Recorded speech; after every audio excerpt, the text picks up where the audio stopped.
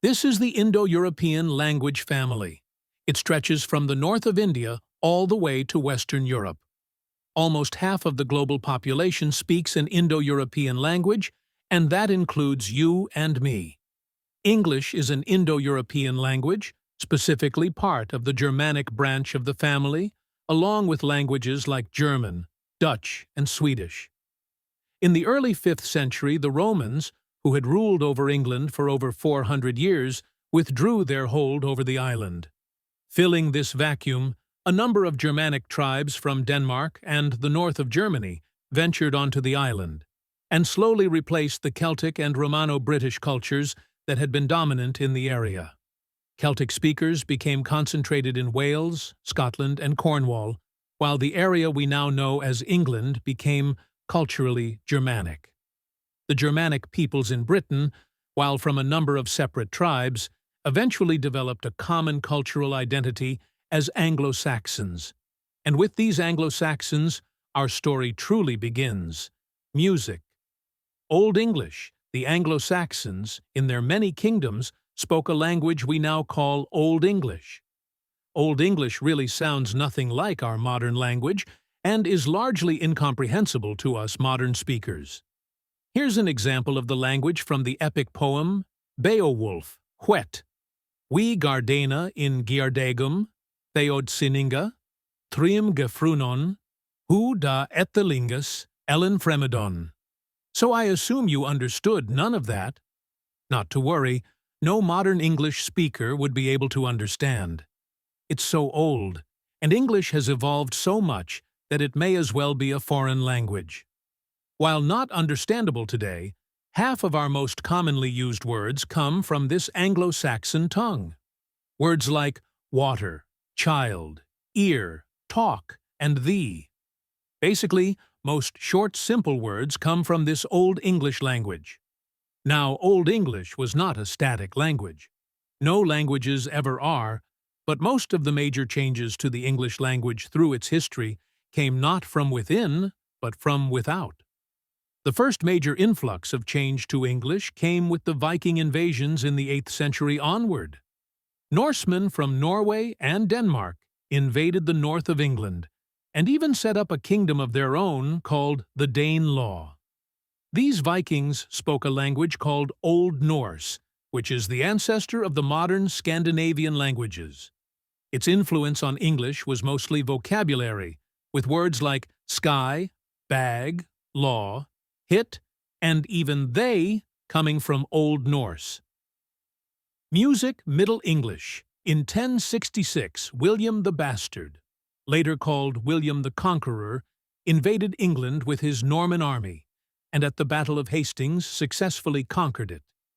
These Normans, now the ruling class of England, spoke a dialect of Old French.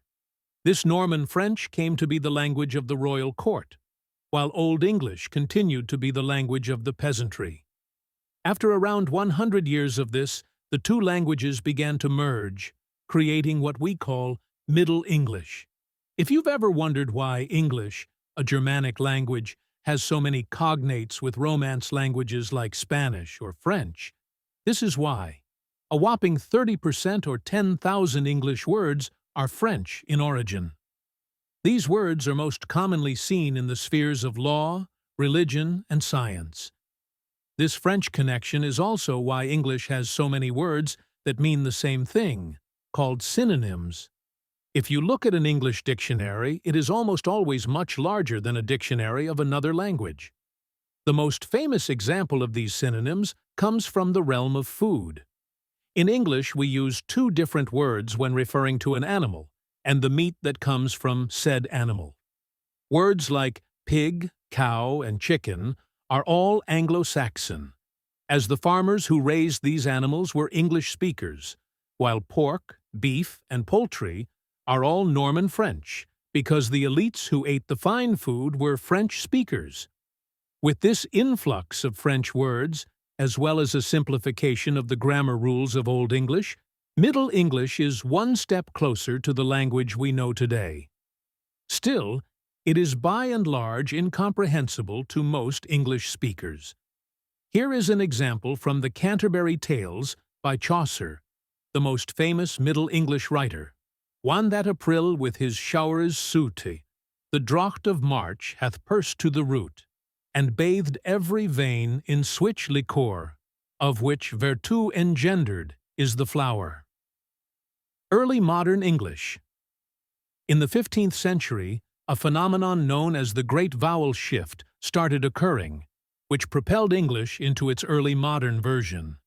This vowel shift affected almost all English pronunciation in quite dramatic ways. We won't get too into the AE specifics because I don't want to get into complicated linguistics, but basically English long vowels like oo started becoming shorter diphthongs like o. A diphthong, by the way, is basically a sound made of two vowels. Also, there were many consonants that became unpronounced, which we now call silent letters. A good example of this change is in the word knife. In Middle English, it was pronounced neef, but after the vowel shift, the K became silent, and the E turned to the diphthong AA. As you can see, while the pronunciation of the word has changed, the spelling has not. This is one of the major reasons why English spelling is so notoriously difficult. So with this change over around 200 years, the English language landed in a place most of us will recognize.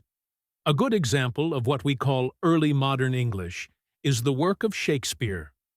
Two households, both alike in dignity, in fair Verona, where we lay our scene, from ancient grudge break to new mutiny, where civil blood makes civil hands unclean. That was a small part of the prologue from Romeo and Juliet. It is understandable, but the word choice is quite different from how modern English speakers speak, making it sometimes difficult to comprehend entirely. Beginning in the 16th century, the British started exploring and subsequently created an empire. At its height in the 19th century, the British Empire covered a quarter of the earth and had control over almost a quarter of the Earth's inhabitants. This spread of English, as well as the later Industrial Revolution, transformed English even further, mostly in the realm of vocabulary. New words from English colonies, as well as new words for new technology, ballooned the English vocabulary into what it is today. Also, the spread of English created many English varieties, most prominently in North America, where English pronunciation froze in place. The standard American accent, like my accent, is actually closer to the accent of Shakespeare than most modern British accents. American English is particularly influential because of the success of American pop culture around the world. English today is still evolving as much as it ever was, with new words being added to dictionaries every year, as well as many old words falling out of use. English grammar is also changing, and it will continue to change so much, so that in a few hundred years, our language will sound just as foreign to future English speakers as Chaucer does to us.